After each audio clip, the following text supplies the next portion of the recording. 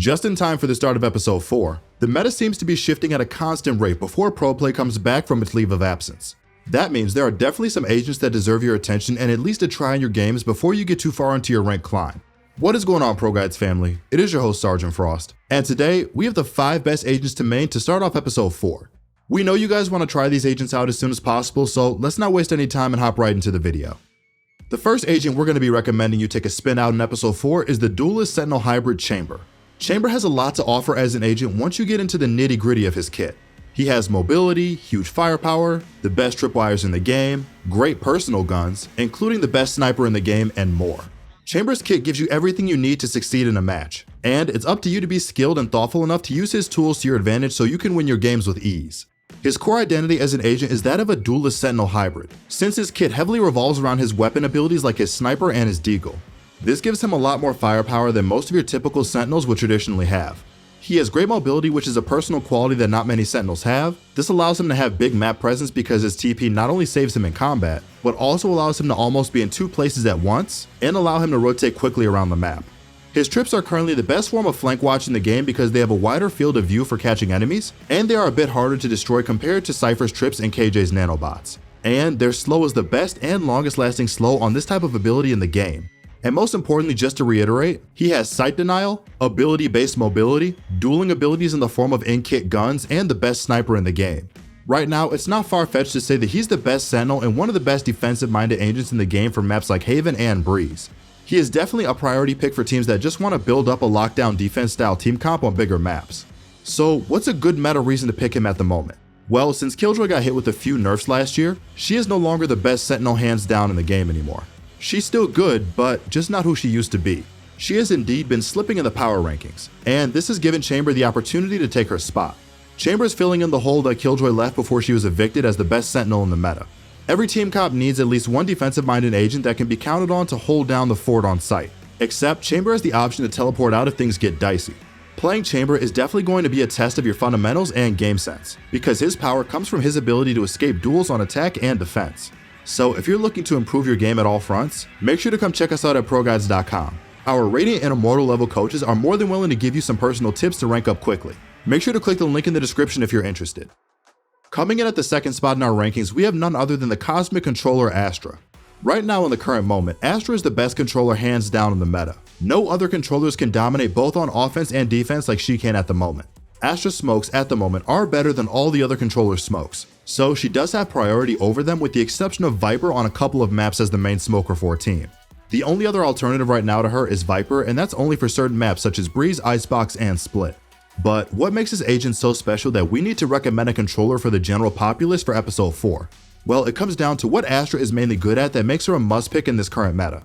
Astra's specialty is locking down bomb sites on defense. Since we are in a meta that favors speed on offense, Astra is a natural counter to this strategy with her defensive prowess. This makes her a high priority agent for all teams in ranked or in pro play moving forward in episode 4. Astra's CC is the main feature of her kit that makes her stand out in the meta, and it's what allows her to be so influential as an agent in game.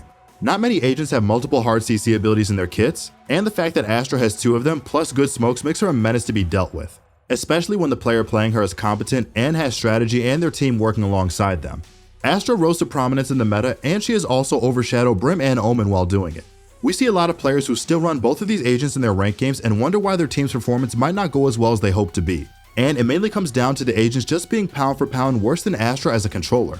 If you are forced to fill the smokes role, by all means play Brim and Omen if you don't want to bungle your team's smokes consistently.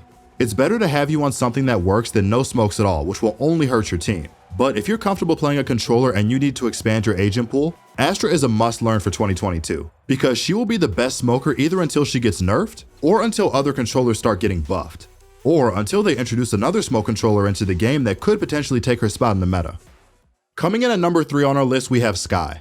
Why do we recommend Skye, you may ask? Well, Skye undeniably has one of the best overall kits in the game. She just has a do-it-all kit. She has awesome flashes, a great scouting ability, a strong informational ultimate, and to top it off, she has the best heal in the game. Skye without a doubt has one of the best all-around kits not only in the initiator class, but in the game as a whole.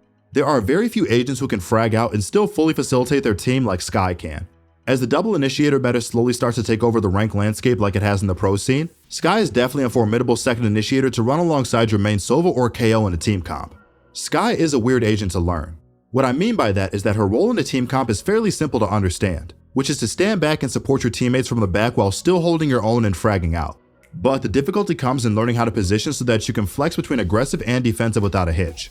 Interestingly enough, Skye is not a hard agent to play ability-wise, but she is very confusing to play positioning-wise. Both tie in pretty closely, and it's on you as a Skye player to figure out that fine line between being too supportive and too selfish. When she was released, not many people knew how to utilize her kit well, which caused her to not be picked as often. But now, after the Skye craze that died down after last summer, many more players are willing to give Skye a chance and pick her up to see what she can do for a team. Skye is a jack-of-all-trades agent that we recommend for anyone in episode 4 that wants to help support their team to victory while still having the tools to frag out if need be. Before we move on with the rest of the video, we have to get to our question of the day. Today's question is, what agent do you think will rise up in the 2022 meta? Personally, I think KO is going to become a much bigger player in the meta as the game's lifespan goes on. KO was built with the future in mind with his suppression mechanic, and as more and more agents constantly get added to the game as time goes on, I can only see his priority going up, up, and up. So I definitely think he's going to be a much bigger player in the game's meta as time goes on. Let us know what your answer is in the comment section down below. Now let's get right back into the video. Coming in at 4th place on our list, we have the flying duelist Jett. If you are a frequent player of Ranked, it should be no surprise that Jett would appear somewhere on this list.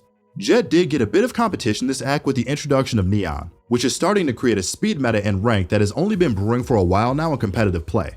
Right now in episode 4, speed is heavily emphasized for attacking teams and duelists in general. This is perfect for Jett because she is at the forefront of the speed meta alongside her counterparts Neon and Raze. Don't fear though, even with new competition in Neon, Jett's kit still allows her to sit at the top of the duelist class and competitive meta in general. As long as she doesn't get nerfed anytime soon, Jett's kit is powerful enough to propel her past all the other duelist agents in the game at the moment. So why does Jett find herself on so many of our tier lists? And why do we recommend her to anyone that will listen to us so often? It's mainly because Jett is one of the most consistent duelist agents with great mobility, utility, dueling capabilities, and a great ultimate. She has all the tools a fundamentally sound player needs to take over a game. She is an agent that should be feared when the player wielding her knows how to execute with her and knows how to use her dash to keep themselves alive for as long as possible. The reason for why Jett is afforded consistency in her kit once again comes down to her dash ability. This ability single-handedly allows Jett to get away with Jett things in game, such as getting out of situations she should have died in, closing the gap on enemies she is chasing, avoid getting opt, preventing herself from being traded after she picks up a frag, and more. And lastly, Jett is a perfect agent for trying to solo carry because of her independence as a duelist. Jett, most importantly, is an agent that can operate independently of a team and doesn't rely on other agents to create opportunities for her around the map. She is a more than capable agent that can lurk, entry, op, and do a lot more without needing another agent nearby. This independence makes her a great fit for solo queue players who can't trust their teammates to carry them and win games for them. And last, but certainly not least, we have my favorite agent in the game, KO. As of recent, KO is proving himself to be a worthy high priority agent in the meta. After several months now, the community at large is starting to realize the true value and power of his suppression. His suppression allows attacking teams to deal with pesky defensive setups, alongside getting free info while disabling their abilities. KO gives attacking teams more freedom when it comes to executing sites because of how powerful Suppress is. Running with KO on some maps is better than choosing Sova or Skye, because his form of info gathering is much safer and less predictable than Sova or Skye's info gathering. At the moment in the meta, agents like Astra, Viper, Killjoy, and Chamber are very popular on team comps and Ranked. Having these many defensive-minded Sentinel-like agents appearing in the meta very frequently allows KO to shine and use his suppression to counter those defensive-heavy team comps. Outside of his suppression, KO has a very solid kit that allows him to function as a duelist in-game. He has access to 2 long-lasting flashes, a throwable molly/grenade, and his ultimate gives him AoE suppression, higher rates of fire, and gives him a second chance at life if he goes down. KO's kit has everything you need to take over a game when you understand how his kit functions as a whole unit. Learning the ins and outs of suppression, along with learning the best ways to use his utility, can make him more than a formidable agent that you can build up an entire team comp around. And with that being said, that concludes our 5 best agents to play in episode 4. If you enjoyed this tier list, make sure to drop a like and subscribe to keep up to date with the latest Valorant news, updates, and guides. Also, make sure to check out our website for truly amazing on-demand coaching. This has been your host, Sergeant Frost, and good luck on the grind this act.